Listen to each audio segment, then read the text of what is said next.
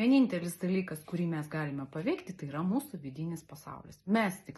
Tik mes galime dirbti su savo mintimis, su savo emocijomis, su savo kažkokiamis būsenomis ir veikti.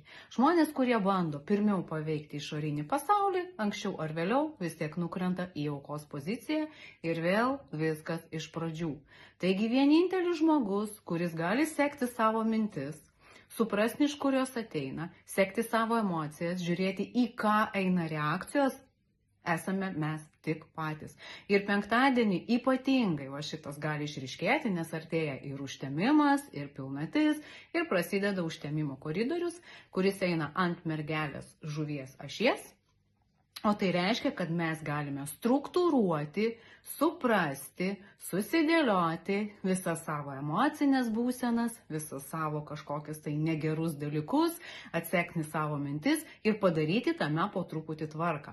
Gali lysti tokios istorijos kaip vaikystės kažkokie negeri prisiminimai, gaudykite juos, galbūt sapnai, karminiai kažkokie dalykai nepradirbti, gaudykite juos, tiesiog rašykite, struktūruokite ir po to, kai baigsis koridorius arba netgi koridoriaus metu, būtų gerai visą tai pradirbėti.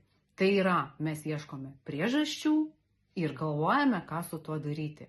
Ir dirbame tik su savimi. O išorinį pasaulį kol kas palikite ramybėje. Išeikite iš tų globalių visokių problemų, nes šis užtemimas, šis koridorius yra skirtas kiekvienam asmeniškai, o ne pasaulio visų problemų sprendimui.